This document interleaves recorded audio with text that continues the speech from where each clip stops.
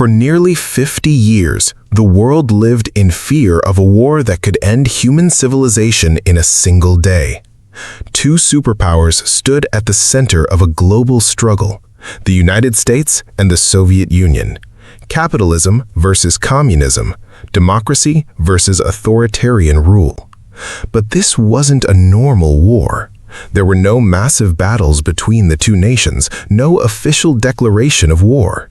Instead, the conflict was fought through spies, nuclear weapons, propaganda, proxy wars, assassinations, revolutions, and a terrifying race for global dominance. This was the Cold War, a conflict that reshaped the modern world, divided entire nations, sent humanity into space, and brought the planet dangerously close to nuclear destruction. From the ruins of World War II to the fall of the Berlin Wall, this is the complete history of the Cold War. Before we begin, make sure to subscribe to the channel and turn on notifications so you never miss our deep dives into the greatest stories in history. The Cold War was one of the most dangerous, influential, and transformative periods in all of human history. For nearly half a century, the world existed under a constant shadow of fear, the fear that at any moment, civilization itself could vanish in a blinding nuclear fire. Imagine living in a world where children in schools practiced drills for atomic attacks. Families built underground bunkers in their backyards. Governments created emergency survival plans for the end of the world. News broadcasts constantly discussed missiles, bomb shelters, spies, invasions, and nuclear war. This was not science fiction. This was reality for millions of people between the end of World War II and the collapse of the Soviet Union in 1991. The Cold War reshaped borders, overthrew governments, sparked revolutions, accelerated technological innovation, sent humanity into space, and nearly ended human civilization more than once. And yet, despite decades of hostility, the two primary enemies, the United States and the Soviet Union, never officially declared war on each other directly. Instead, they fought through propaganda, espionage, economic pressure, proxy wars, political influence, technological competition, and the terrifying threat of mutually assured destruction. To understand how the world reached this point, we must begin in the ruins of World War II. By 1945, Europe was devastated beyond recognition. Entire cities had been reduced to rubble. Millions of families were displaced. Tens of millions of people had died in the deadliest conflict humanity had ever witnessed. Germany had surrendered, Adolf Hitler was dead, fascist Italy had collapsed, Imperial Japan would soon surrender after the atomic bombings of Hiroshima and Nagasaki. Out of the ashes of the war emerged two nations more powerful than all the others: the United States and the Soviet Union. The United States had become an industrial and military giant. Unlike Europe, most American cities and infrastructure remained untouched by war. Its economy was booming, its military unmatched, and it possessed the world's first atomic weapons. The Soviet Union, despite suffering catastrophic losses during the war, emerged with enormous military influence. Soviet forces had pushed all the way from Moscow to Berlin, occupying much of Eastern Europe along the way. At first glance, the United States and the Soviet Union appeared to be allies. Together, they had defeated Nazi Germany. But beneath the alliance existed deep distrust. The United States represented capitalism, democracy, and free market economics. The Soviet Union represented communism, centralized state control, and one-party authoritarian rule. Each side believed its ideology represented the future of humanity, and each side feared the other was attempting global domination. Soviet leader Joseph Stalin did not trust the West. He believed capitalist nations had always wanted to destroy communism. The Americans, meanwhile, viewed Stalin as a dangerous dictator seeking to spread communist revolution across the world. These fears intensified rapidly after the war. As Soviet troops remained in Eastern Europe, Stalin installed communist governments loyal to Moscow throughout countries like Poland, Romania, Hungary, Bulgaria, and East Germany. Democratic opposition was crushed, elections were manipulated, political rivals disappeared. To many in the West, it looked as though the Soviet Union was expanding its empire across Europe. In 1946, former British Prime Minister Winston Churchill gave one of the most famous speeches of the 20th century. He warned that an iron curtain had descended across Europe, dividing East from West. It was more than just a metaphor. Europe was now physically, politically, and ideologically divided into two rival camps. The capitalist democracies of Western Europe aligned with the United States. The communist governments of Eastern Europe aligned with the Soviet Union. This division marked the true beginning of the Cold War. One of the earliest major confrontations occurred in Germany itself. After World War II, Germany had been divided into occupation zones controlled by the victorious Allied powers. Berlin, despite lying deep inside Soviet-controlled territory, was also divided into sectors controlled by the United States, Britain, France, and the Soviet Union. Tensions over the future of Germany escalated quickly. The Western Allies wanted to rebuild West Germany economically and politically. Stalin feared a strong Germany could once again threaten the Soviet Union. In 1948, Stalin attempted to force the Western Allies out of Berlin entirely. He ordered the Berlin blockade, shutting down all roads, railways, and supply routes leading into West Berlin. His goal was simple: starve the city into surrender. More than 2 million civilians suddenly found themselves trapped without reliable access to food, fuel, or supplies. The United States now faced a critical test. If it backed down, Soviet influence would expand dramatically. But forcing the blockade open with military action could trigger another world war. Instead, the United States launched one of the greatest logistical operations in history, the Berlin Airlift. Cargo planes flew day and night into West Berlin, carrying food, coal, medicine, and supplies. At the height of the operation, aircraft landed every few minutes. For nearly a year, the airlift continued. Eventually, Stalin realized the blockade had failed. In 1949, the Soviet Union lifted the blockade entirely. The crisis ended without war, but it hardened divisions between East and West. That same year, another major event transformed the balance of power forever. The Soviet Union successfully tested its first atomic bomb. Until then, the United States had possessed the world's only nuclear arsenal. Now, both superpowers held weapons capable of destroying entire cities in seconds. The nuclear arms race had begun. Throughout the 1950s and 1960s, the competition intensified dramatically. Atomic bombs evolved into hydrogen bombs, vastly more powerful than the weapons dropped on Japan. Long-range bombers gave way to intercontinental ballistic missiles capable of crossing continents in under an hour.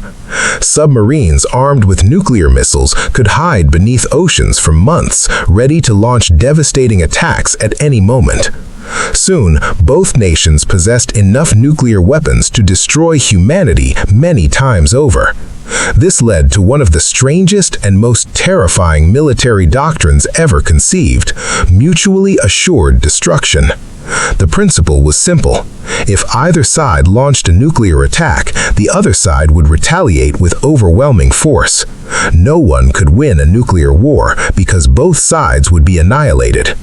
Paradoxically, this fear prevented direct war. Peace was maintained not through trust, but through terror. Ordinary citizens lived under this constant threat. American schools taught children to duck and cover during nuclear attack drills. Families constructed fallout shelters stocked with canned food and medical supplies. Television programs discussed survival after atomic war. In the Soviet Union, similar fears dominated public life. People everywhere understood that a single mistake, misunderstanding, or technical malfunction could trigger global catastrophe. Meanwhile, Cold War tensions spread far beyond Europe. In Asia, Korea became the first major battlefield of the new global rivalry. At the end of World War II, Korea had been divided along the 38th parallel. The Soviet Union supported the communist government in the north, while the United States supported the capitalist government in the south.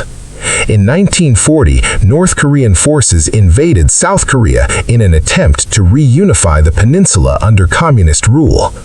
The United States viewed the invasion as part of a broader communist expansion strategy. Under the banner of the United Nations, American-led forces intervened to defend South Korea. The war escalated rapidly. North Korean troops initially pushed deep into the south. Then, American forces launched a successful counterattack and advanced toward the Chinese border. China responded by sending hundreds of thousands of troops into the conflict. The fighting became brutal and chaotic. Cities were destroyed. Civilians suffered enormously. Millions died. At several moments during the war, some American officials even discussed the possibility of using nuclear weapons against China. But after 3 years of bloodshed, the war ended in a stalemate. The border remained almost exactly where it started.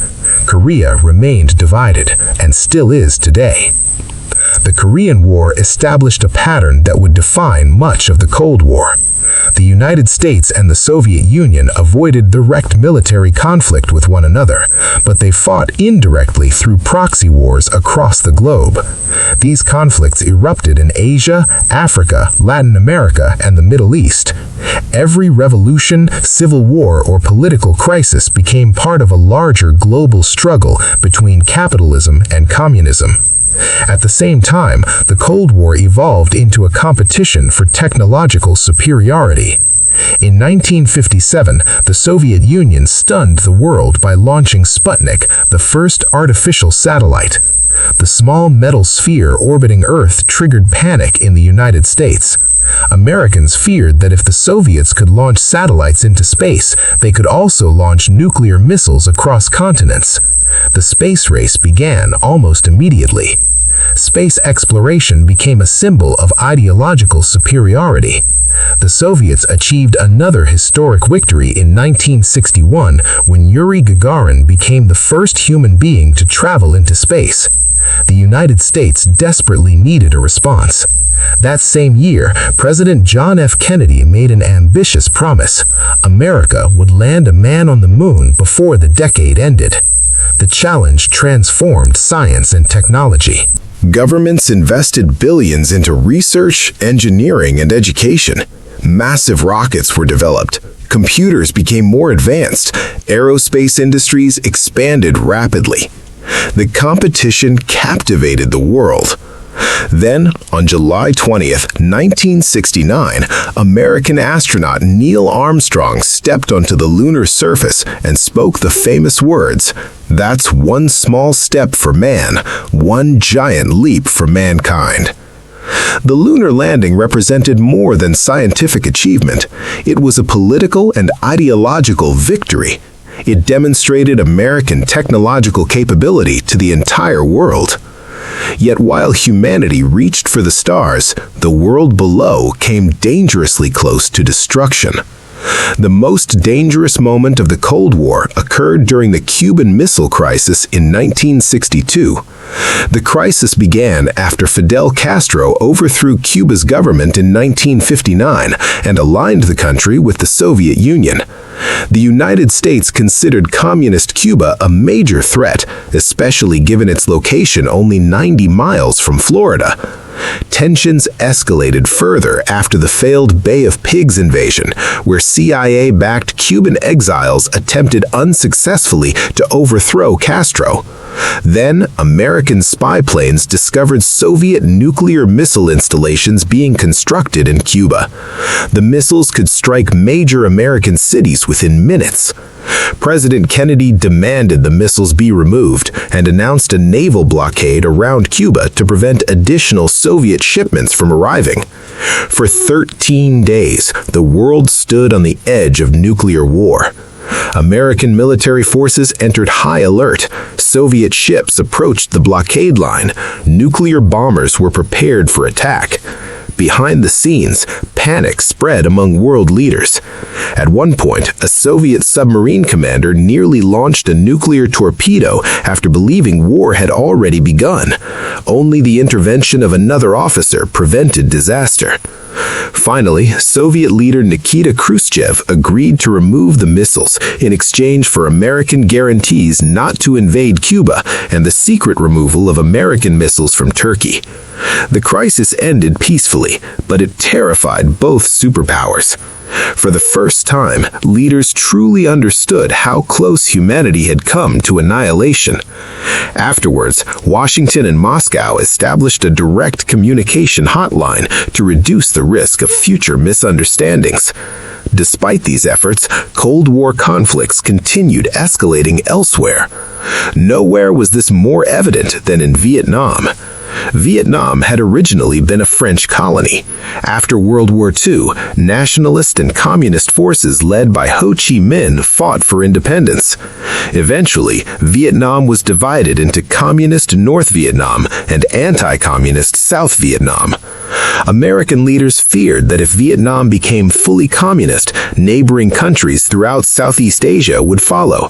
This belief became known as the domino theory. Gradually, the United States increased its involvement. Military advisors became combat troops. Airstrikes expanded. Hundreds of thousands of American soldiers were deployed. But the Vietnam War proved far more difficult than American leaders expected. North Vietnamese forces and Viet Cong guerrillas used ambush tactics, underground tunnel networks, and jungle warfare to offset America's technological advantages. The war became increasingly brutal. Villages were destroyed. Chemical defoliants like Agent Orange devastated forests and caused long-term health consequences. Civilians suffered immensely. At home, television coverage brought graphic images of the war directly into American living rooms. Public support began collapsing. Massive anti-war protests erupted across universities and cities. The war deeply divided American society. Finally, after years of casualties and political turmoil, the United States withdrew its combat forces. In 1975, communist troops captured Saigon, reunifying Vietnam under communist rule. The war had cost millions of lives and severely damaged American confidence. Meanwhile, Cold War tensions spread across the developing world. In Latin America, the United States supported anti-communist governments and covert operations against leftist movements. In Africa, newly independent nations became battlegrounds for ideological influence. In Afghanistan, the Soviet Union invaded in 1979 to support a communist government facing rebellion. The United States responded by supporting Afghan resistance fighters known as the Mujahideen. The war became the Soviet Union's version of Vietnam, long, costly, and deeply unpopular. The Cold War also transformed intelligence and espionage into critical weapons. The CIA and KGB became two of the world's most powerful intelligence organizations. Spies infiltrated governments, stole secrets, conducted assassinations, and carried out covert operations around the world. Espionage became so influential that it shaped politics, military strategy, and international relations for decades. Popular culture reflected this obsession with spies and secrecy. Movies, novels, and television programs glamorized espionage through fictional characters like James Bond, while simultaneously capturing public anxiety about hidden enemies and nuclear conspiracies. By the 1970s, however, both superpowers began seeking ways to reduce tensions. This period became known as détente. Arms control agreements attempted to limit nuclear weapons, diplomatic meetings increased, trade and communication expanded slightly, but the rivalry never disappeared completely. In the 1980s, Cold War tensions intensified again under American President Ronald Reagan. Reagan viewed the Soviet Union as an evil empire and dramatically increased military spending. He launched ambitious defense initiatives and pressured the Soviet economy through renewed competition. At the same time, the Soviet Union faced growing internal problems. Its economy stagnated under the weight of military spending and inefficient central planning. Consumer goods were scarce, corruption spread, public dissatisfaction increased. Eastern European populations also demanded greater freedoms and reforms. Then, in 1985, Mikhail Gorbachev became leader of the Soviet Union.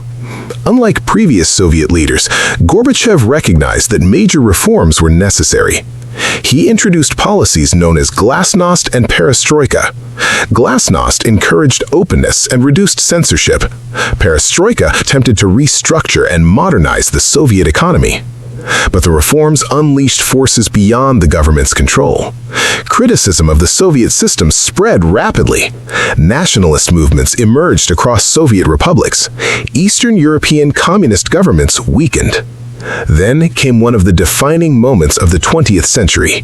In November 1989, the Berlin Wall fell. For decades, the wall had symbolized the division between East and West, communism and capitalism, dictatorship and democracy. Suddenly, crowds gathered on both sides. People climbed the wall, smashed it with hammers, celebrated in the streets, and embraced relatives they had not seen in years. The images spread across the world instantly. It was clear that the Cold War order was collapsing. Communist governments across Eastern Europe soon fell one after another. Finally, in 1991, the Soviet Union itself dissolved into separate independent republics. The Cold War was over. After nearly 50 years of global tension, nuclear fear, and ideological struggle, one of history's greatest rivalries ended not with World War, but with political and economic collapse. The consequences of the Cold War continue shaping the modern world today. Nuclear weapons still exist in massive numbers. Many international conflicts trace their origins to Cold War interventions and rivalries. Modern intelligence agencies, military alliances, and geopolitical tensions were heavily shaped by this era. The Cold War accelerated technological innovation in computers, aerospace engineering, telecommunications, and medicine. It transformed global politics permanently. But perhaps the most remarkable aspect of the Cold War is that humanity survived it at all. Again and again, the world approached the brink of catastrophe. Again and again, fear, mistrust, and ideology threatened to unleash nuclear destruction on an unimaginable scale. And somehow, despite all the crises, close calls, and confrontations, civilization endured. Barely. The Cold War remains one of history's greatest warnings about the dangers of division, paranoia, and unchecked power. But it is also a reminder that even during humanity's darkest moments, catastrophe is not always inevitable. Sometimes, survival depends on stepping back from the edge before it is too late.